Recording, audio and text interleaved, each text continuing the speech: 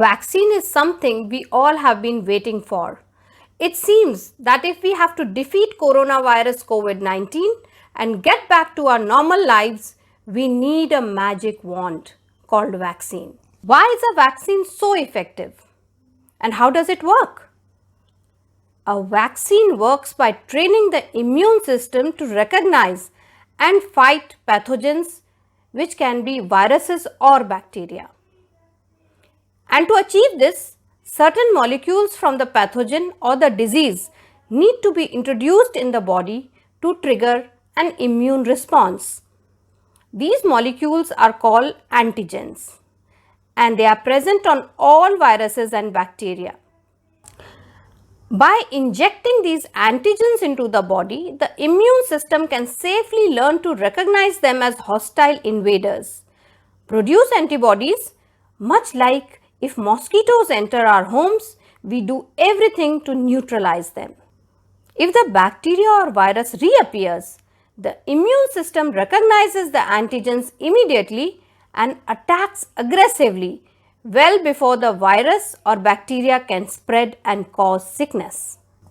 This brings us to the idea of herd immunity.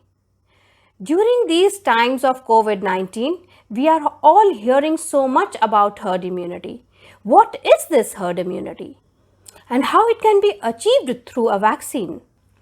Vaccines don't just work on an individual level. They protect entire populations. Once enough people are immunized, opportunities for an outbreak of disease like the coronavirus COVID-19 become so low that even people who are not immunized benefit. Essentially, a bacteria or virus simply won't have enough eligible hosts to establish a foothold and will eventually die out or burn out entirely. This phenomena is called the herd immunity or the community immunity. And this allows any devastating disease to be eliminated entirely without the need to vaccinate every individual. Scientists continue to study herd immunity and try to identify the level at which herd immunity will eventually develop. There is one example of the country of Gambia, where a vaccination rate of just 70% of the population was enough to eliminate Hib disease entirely. Now, not all vaccines are same. There are several types of vaccines, and for a different disease, a different kind of vaccine works. Now, what are the types of vaccines?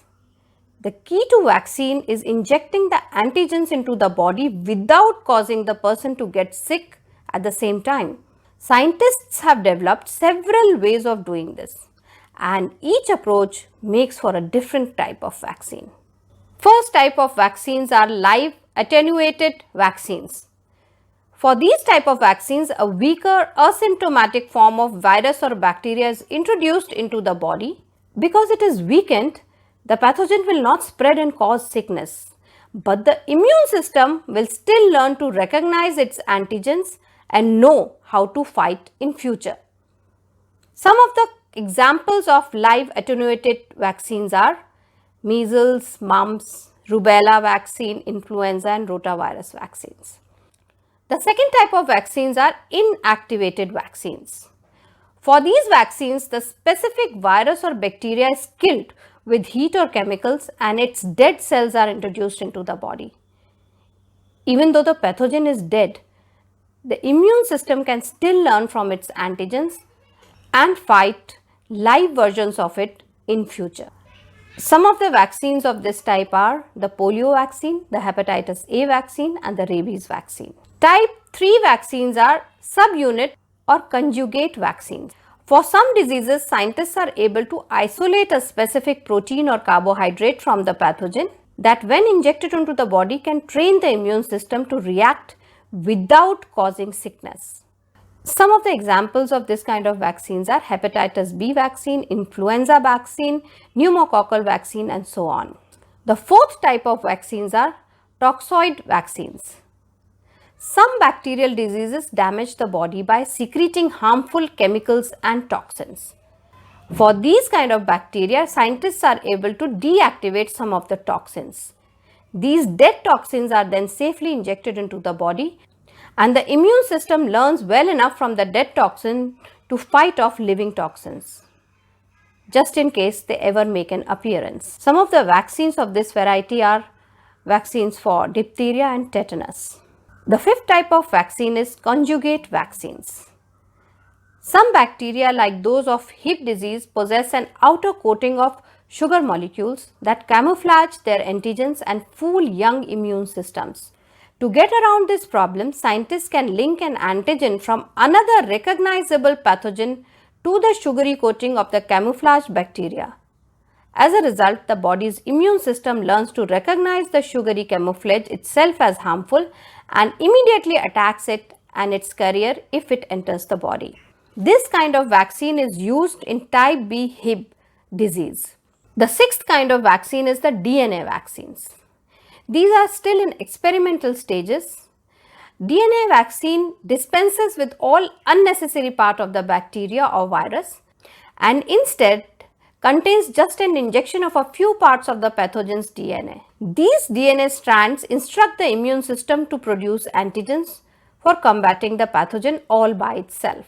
There are no ready examples for DNA vaccines as these are all in human testing phases. The seventh and the last kind of vaccines are recombinant vector vaccines. These experimental vaccines are similar to DNA vaccine in that they introduce DNA from a harmful pathogen into the body. The difference is that these vaccines use an attenuated or weakened virus or bacteria as a ride or vector for the DNA.